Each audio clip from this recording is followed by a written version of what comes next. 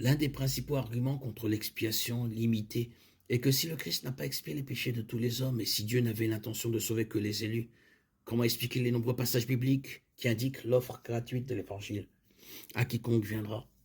Comment Dieu peut-il offrir le salut à tous, y compris à ceux qu'il n'a pas élus ou prédestinés à être sauvés? Comment pouvons-nous comprendre le paradoxe qui se produit? Parce que la Bible enseigne que Dieu veut que seuls les élus soient sauvés. Alors que, d'un autre côté, la Bible déclare aussi, sans équivoque, que Dieu offre librement et sincèrement le salut à tous ceux qui croiront. Ézéchiel 33, 11. Dis-leur, je suis vivant, déclare le Seigneur, l'Éternel.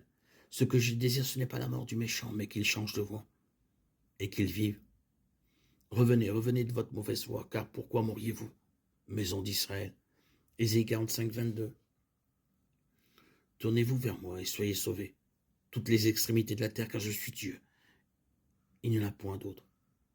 Matthieu 11, 28. Venez à moi, vous tous qui êtes fatigués et chargés, je vous donnerai du repos. 2 Pierre 3, 9. Le Seigneur ne tarde pas à accomplir sa promesse, comme quelques-uns le croient. Mais il use de patience envers vous, ne voulant pas qu'aucun périsse, mais voulant que tous parviennent à la repentance. Apocalypse 22, 17.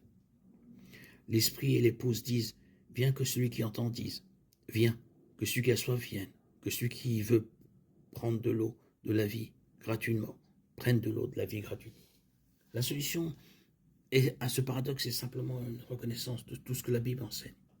L'appel de l'Évangile est universel, dans le sens que quiconque l'entend et y croit sera sauvé.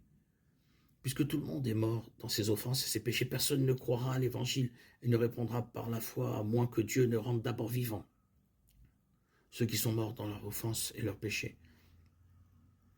Et vous étiez morts par vos offenses et par vos péchés dans lesquels vous marchiez autrefois, suivant le train de ce monde, selon le prince de la puissance de l'air, de l'esprit qui agit maintenant dans les fils de la rébellion. Nous tous, de leur nombre, vivions autrefois selon les convoitises de notre chair, accomplissant les volontés de la chair et de nos pensées, et nous étions par nature des enfants de colère, comme les autres hommes.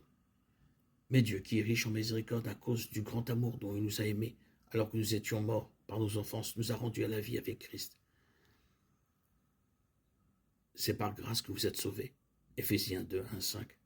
La Bible enseigne que quiconque croit aura la vie éternelle et explique ensuite pourquoi certains croient et d'autres non.